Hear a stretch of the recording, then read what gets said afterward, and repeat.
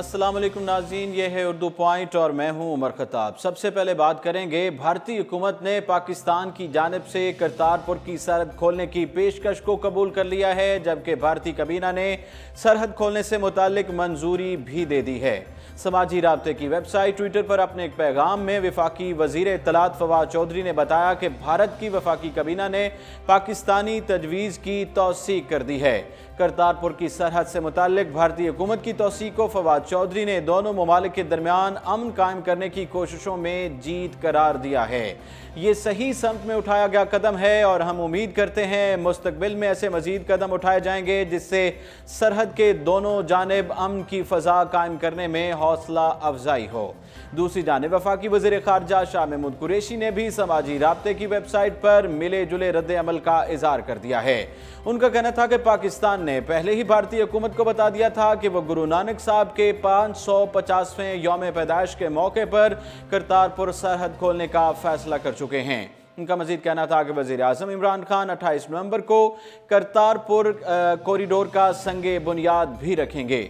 उन्होंने अपने पैगाम में सिख बरादरी को पाकिस्तान में इस पुरमसरत मौके पर मुबारकबाद भी दी है। दूसरी जानिब भारतीय वजारत खारजा ने भी नई दिल्ली में पाकिस्तानी हाई कमीशन को खत लिख दिया है और करतारपुर कॉरिडोर को खोलने से मुतालिक हुकूमत पाकिस्तान के फैसले को खुशाइंद करार दिया है। खत में कहा गया है कि भारतीय हुकूमत जिला गुरदासपुर में डेरा बाबा नानक साहब से लेकर बैनुल अक़वामी सरहद तक करतारपुर कॉरिडोर कायम करेगी। भारतीय हुकूमत ने पाकिस्तान से दरख्वास्त की कि सिख बरादरी के जज्बात का ख्याल रखते हुए सरहद के दूसरी जानिब कॉरिडोर की तामीर करे ताकि भारतीय यात्रियों के लिए सहूलियात फराहम की जा सकें। याद रहे कि वज़ीर आज़म इमरान खान की तकरीब हल बर्दारी के दौरान आर्मी चीफ जनरल कमर जवेद बाजवा ने तकरीब के लिए आए हुए साबिक भारतीय क्रिकेटर और रियासत पंजाब के वज़ीर बल्दियात नवजोत सिंह सिद्धू से मुलाकात की थी। मुलाकात के दौरान आर्मी चीफ नवजोत सिंह सिद्धू से बगलगीर हुए थे और उनसे कहा था कि वो गुरु नानक साहब के यौम पैदाइश के मौके पर भारतीय सिख यात्रियों के लिए करतारपुर की सरहद खोलने से मुताल्लिक बात भी करेंगे। इसके बाद पाकिस्तानी हुकूमत की जानिब से भारतीय हुकूमत को बाकायदा तौर पर करतारपुर की सरहद खोलने से मुताल्लिक पेशकश की थी, जिसे भारतीय हुकूमत ने कबूल कर लिया है। ख्याल रहे कि आर्मी चीफ जनरल कमर जवेद बाजवा से बगलगीर होने पर नवजोत सिंह सिद्धू को भारत में शदीद तनकीद का सामना था। तहम सिद्धू ने हमेशा तनकीद का जवाब देते हुए कहा था कि मैं पाकिस्तान खाली हाथ गया था, लेकिन वापसी पर करतारपुर का तोहफा ले आया हूँ। करतारपुर की अहमियत व पस मंज़र की बात करें तो हिंदुस्तान की तकसीम के वक्त गुरुद्वारा दरबार साहब पाकिस्तान के हिस्से में आया था। दोनों ममालिक के दरमियान कशीदा ताल्लुकात के बायस तवील अरसे तक ये गुरुद्वारा बंद रहा और भारतीय सिक्योरिटी फोर्स ने सरहद पर एक दर्शन स्थल कायम किया, जहां से सिख दूरबीन की मदद से दरबार साहब का दीदार करते हुए अपनी इबादत किया करते थे। और पहली बार 1998 में भारत और पाकिस्तान में मुशावरत की गई और एक मुआहदे के तहत हर साल सिख यात्रियों को करतारपुर का वीज़ा मिलना शुरू हुआ। दूसरी जानिब भारतीय जमातें अपनी दाखिली मसाइल में पाकिस्तान का नाम लेकर इलेक्शन में फ़ायदा चाहती हैं। तर्जुमान दफ्तर खारजा डॉक्टर मोहम्मद फैसल ने कहा है कि भारतीय जमातें अपने दाखिली मसाइल में पाकिस्तान का नाम इस्तेमाल करती हैं और फ़ायदा हासिल करना चाहती हैं। ब्रीफिंग के दौरान भारत के मामले पर उनका कहना था कि भारतीय आर्मी चीफ के बयान पर इतना कहते हैं कि उन्हें सोच कर बोलने की ज़रूरत है। उन्होंने मजीद कहा कि भारत ने पाकिस्तान को इंडियन ओशन नेवल सिंपोजियम में जानबूझकर शिरकत की दावत नहीं दी, जबकि पाकिस्तान ने भारत को दहशतगर्दी समेत तमाम अहम मामलात पर मुज़ाकरात की दावत दी थी। डॉक्टर मोहम्मद फैसल ने कहा कि मुंबई हमलों में सजाए मौत पाने वाले अजमल कसाब के डोमिसाइल का मामला मीडिया पर देखा है। याद रहे कि 2008 में भारतीय शहर मुंबई में एक होटल पर हमले किए गए थे, जिनमें तकरीबन 166 अफराद हलाक हुए और 300 जायद जख्मी हो गए थे। भारत की जानिब से इस हमलों का इल्ज़ाम पाकिस्तान पर लगाया गया था और एक शख्स अजमल कसाब, जिसको पकड़कर उसे पाकिस्तानी करार दिया गया था और 2012 में उसे सजाए मौत दी गई थी। तर्जुमान ने भारतीय पंजाब के वजीर आला के बयान को मुस्तरद करते हुए कहा कि भारतीय जमातें अपने दाखिली मसाइल में पाकिस्तान का नाम लेकर इलेक्शन में फ़ायदा हासिल करना चाहती हैं। ये बात वाज़ेह है कि गुज़श्ता दिनों एक इंटरव्यू में भारतीय पंजाब के वज़ीर आला ने पाकिस्तान की खुफिया एजेंसियों पर मुख्तलिफ इल्ज़ाम आयद किए थे। पाकिस्तान ने हर मामले पर भारत को मुज़ाकरात की दावत दी और हमारी कोशिशें जारी हैं, जबकि करतारपुर सरहद खोलने के बारे में जल्द अच्छी खबर भी सुनाएंगे।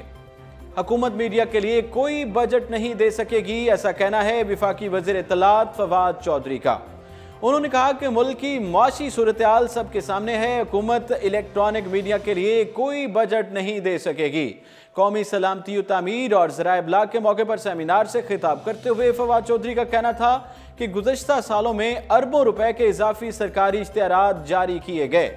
सरकारी इश्तिहारात की वजह से इलेक्ट्रॉनिक मीडिया के बारे में गलत तखमीने लगाए गए। उन्होंने कहा कि हमारे मीडिया का मुकाबला तरक्की याफ्ता ममालिक से होता है, लेकिन मीडिया को अपने बिजनेस मॉडल का असरे नो जायजा लेकर मॉडर्न बिजनेस मॉडल बनाने चाहिए।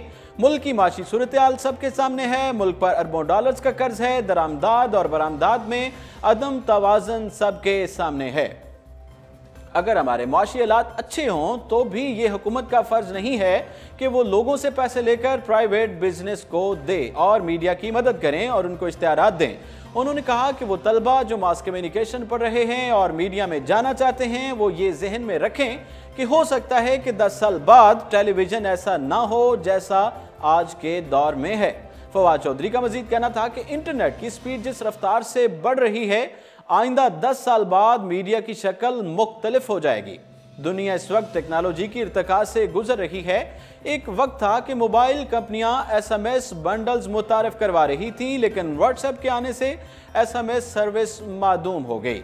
आर्टिफिशियल इंटेलिजेंस जिस तेज रफ्तारी से तरक्की कर रही है, अब आपको कुछ पता नहीं चलेगा कि कौन सी टेक्नोलॉजी खत्म हो गई है। हमें ग्लोबल चैलेंजेस को सामने रखना होगा। फवाद चौधरी का कहना था कि इंटरनेट की रफ्तार में इजाफे से सोशल मीडिया का रेगुलेशन मुश्किल हो जाएगा। ये उस वक्त तक मुमकिन नहीं होगा जब तक हम फेसबुक, ट्विटर, इंस्टाग्राम के साथ हमारे ताल्लुकात नहीं होंगे।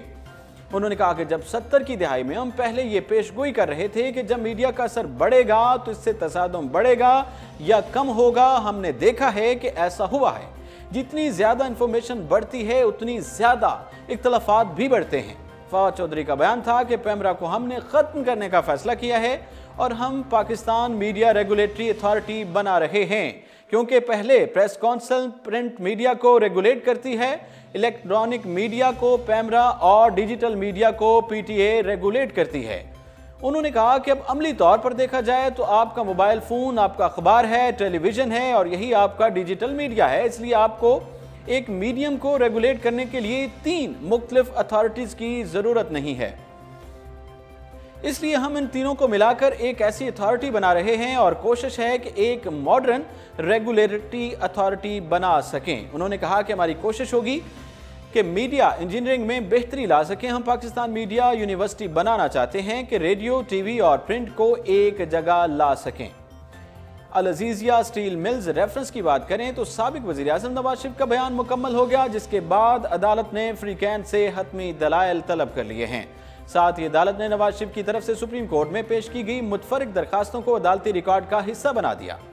इस्लामाबाद की एहतसाब अदालत में जज अरशद मलिक ने कौमी एहतसाब ब्यूरो नैब की जानिब से नवाज शरीफ के खिलाफ दायर अल अजीजिया स्टील मिल्स रेफरेंस की समाअत की है। दौरान समाअत नवाज शरीफ की जानिब से अदालत को अपने दिफा में किसी गवाह को पेश न करने से मुतालिक आगाह किया गया। उन्होंने अदालत को बताया कि नैब ने कोई ऐसा सबूत पेश नहीं किया जिससे जाहिर हो कि मैंने अल अजीजिया कायम की हो। इसके अलावा नैब ये साबित करने में भी नाकाम रहा है कि हसन नवाज और हुसैन नवाज मेरे ज़ेरे कफालत थे। नवाज शरीफ की जानिब से कहा गया कि इस्तगासा ये साबित करने में भी नाकाम रहा कि मेरा अल अजीजिया या हिल मिटल के इंतजामी मामलात में किरदार रहा और साथ साथ मेरे खिलाफ फर्दे जुर्म साबित करने में भी कोई सबूत फराहम नहीं किया गया। साबिक वज़ीर आज़म ने अदालत में बताया कि यह केस मेरे मुखालफिन की तरफ से लगाए गए इल्जामात हैं और मुश्तरका तहकीकाती टीम JIT की यकतरफा रिपोर्ट की बुनियाद पर बनाए गए हैं। नवाज शरीफ ने बताया कि JIT रिपोर्ट में गलत तरीके से मुझे अल अजीजिया और हिल मेटल का मालिक जाहिर किया गया, जबकि वाजिद ज़िया और तफ्तीशी अफसर के अलावा किसी गवाह ने मेरे खिलाफ बयान नहीं दिया। उन्होंने बयान दिया कि सुप्रीम कोर्ट का मुअज़्ज़िज़ बेंच भी GIT की रिपोर्ट से मुकम्मल मुतमिन नहीं था और अदालत उज़्मा ने मामला ट्रायल कोर्ट को भिजवाया ताकि कोई शक बाकी न रहे। अदालत में उन्होंने बताया कि वाजिद ज़िया और तफ्तीशी अफसर का बयान काबिल कबूल शहादत नहीं है, जबकि इन दोनों ने इतराफ़ किया कि अल-अज़ीज़िया और हिल मिटल मेरी मलकियत में होने का कोई दस्तावेजी सबूत नहीं है। उन्होंने कहा कि अल-अज़ीज़िया स्टील मिल 2001 में मेरे मरहूम वालिद ने कायम की, जबकि उस वक्त हुसैन नवाज की उम्र 29 साल थी। साबिक वज़ीर आज़म ने अदालत में बयान दिया कि मैं पाकिस्तान का बेटा हूँ, इस मिट्टी का ज़र्रा ज़र्रा मुझे प्यारा है। इस मुल्क के हालात बदलने के लिए जो कुछ किया उसे अल्लाह का फजल समझता हूँ। नवाज शरीफ ने कहा कि मुल्क में मोटरवे का जाल बिछा है, 5 साल में जो काम किए उसकी नज़ीर 70 साल में नहीं मिलती है। मैंने बोरीबंद लाशों वाले कराची को अमन दिया, मुल्क में 19 साल बाद मरदमशुमारी करवाई, लोड शेडिंग का खात्मा किया, दहशतगर्दों की आंखों में आंखें डालकर देखा और इक़वाम मुत्तहिदा में कश्मीर का मसला उठाया।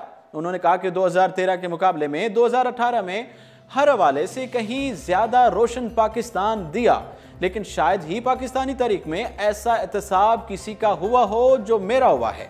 साबिक वज़ीर आज़म का कहना था कि मैं मुतमिन नहीं हूँ कि सारी नस्लें खंगालने के बाद भी मेरे खिलाफ कोई करप्शन का सबूत नहीं है।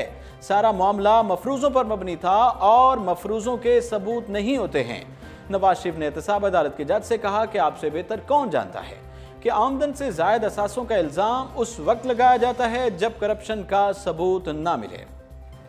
अपना बयान रिकॉर्ड कराते हुए उनका मजीद कहना था कि मेरे बच्चे मुआशी तौर पर खुद कफील हैं, मेरे बेटे बैरून मुल्क मौजूद हैं और उन ममालिक के कवानीन के मुताबिक ही कारोबार कर रहे हैं। नवाज शरीफ ने बताया कि तफ्तीश के दौरान किसी कारोबारी मामले में गड़बड़ के सबूत नहीं मिले। हुसैन नवाज ने 2010 में पैसे भेजने शुरू किए, लेकिन तब भी मैं अवामी ओहदे पर नहीं था। उन्होंने कहा कि मुझे पैसे भिजवाना एक बेटे की बाप से मोहब्बत का सबूत है। हमारी मजहबी और माशरती रवायत है कि बच्चे वालिदैन की देखभाल करते हैं। उनका कहना था कि GIT के सरबराह वाजिद ज़िया और तफ्तीशी अफसर ने हल्फिया इकरार किया था कि मेरे खिलाफ सबूत नहीं मिले, जबकि मैंने इस एहतसाब के अमल के दौरान हर तरह की कुर्बानी भी दी है। इस सारे मरले में मुझे नाकाबिले तलाफी नुकसान पहुंचा, मगर मैं पीछे नहीं हटा। साबिक वज़ीर आज़म ने कहा कि 1988 में फारूक लगारी ने बतौर वजीर पानी और बिजली इत्तफाक फाउंड्री के खिलाफ तहकीकात करवाई, लेकिन हमारे खिलाफ कोई चोरी साबित नहीं हुई, बल्कि उल्टा 6 करोड़ रुपए हमारे वापडा की तरफ निकल आए, जबकि अगर उस वक्त नैब होता तो हमें ही अंदर कर दिया जाता। नवाज शरीफ का कहना था कि हमें अगर धक्का ना दिया जाता तो बेटे शायद बैरून मुल्क कारोबार ना कर रहे होते। इस मुल्क में सियासतदान का बेटा कारोबार कर ले तो जुर्म बन जाता है, जबकि बैरून मुल्क जाकर काम करें तो भी मसला बनता है। ऐसी सूरत हाल में मेरे जैसा सियासतदान आखिर करे तो क्या करे। साबिक वज़ीर आज़म ने कहा कि मुझे अल्लाह पर कामिल यकीन है और अदालत से इंसाफ की तवक्को है। दौरान समा नवाज शरीफ ने इत्तफाक फाउंड्री में जनरल याहिया के दौर को अदालती रिकॉर्ड का हिस्सा बनाने की इस्तदा की और एक तस्वीर भी पेश की। इस मौके पर उन्होंने जज अरशद मलिक से मुकालमा किया कि ये जो आमदन के ज़रा की बात करते हैं वो ये तस्वीर देख लें, इस तस्वीर में खुद भी मौजूद हूँ। इस पर जज अरशद मलिक ने रिमार्क्स दिए कि तस्वीर को रिकॉर्ड का हिस्सा बनाने के लिए इस अखबार का नाम और तस्वीर शाया होने की तारीख बताना होगी, जिस पर नवाज शरीफ ने चौधरी तनवीर से कहा कि वो इस तस्वीर को शाया करने वाले अखबार का नाम और तारीख के बारे में मालूमात हासिल करें। पेट्रोल और महंगाई पर यू टर्न ना लिया तो इमरान खान को अंपायर भी नहीं बचा सकेगा, ऐसा बयान दिया है बिलावल भुट्टो जरदारी ने।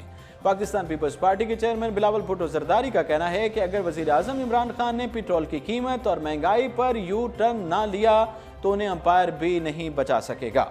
जलसे से खिताब के दौरान बिलावल भुट्टो जरदारी ने कहा कि हुकूमत ने मुल्क को महंगाई की सुनामी में डबो दिया है। पाकिस्तान में अवाम मसाइल का हल चाहते हैं। इमरान खान महंगाई पर यू टर्न लें, पेट्रोल पर यू टर्न लें, महंगाई बिजली पर यू टर्न लें। अगर ऐसा ना हुआ तो अंपायर भी आपको नहीं बचा सकेगा। इससे कबल गिलगित में प्रेस कॉन्फ्रेंस के दौरान chairman Pakistan peoples party Bilawal Bhutto Zardari का कहना था कि उनका गिलगित बल्तिस्तान से रिश्ता 3 नस्लों से कायम है। आज भी यहाँ पीपल्स पार्टी के जियाले मौजूद हैं। पीपल्स पार्टी ने यहाँ के अवाम की खिदमत की और आइंदा भी यहाँ के मसाइल कौमी सतह पर उजागर करेंगे। बिलावल भुट्टो जरदारी ने मजीद कहा कि इमरान खान कमजोर और अदम तहफ़्फ़ुज़ का शिकार हैं, जबकि खारजा पॉलिसी को गैर पेशावराना अंदाज से चलाना इंतहाई अफसोसनाक अमल है।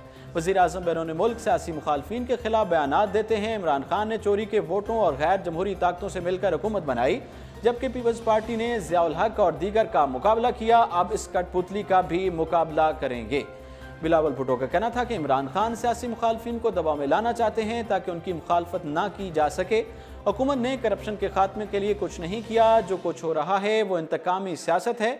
अगर करप्शन को ख़त्म करना है तो बिला इम्तियाज़ एहतसाब किया जाए। नाज़रीन, ये था आज का प्रोग्राम और इसके साथ ही उमर खताब को इजाज़त दीजिए और आप देखते रहिए उर्दू पॉइंट।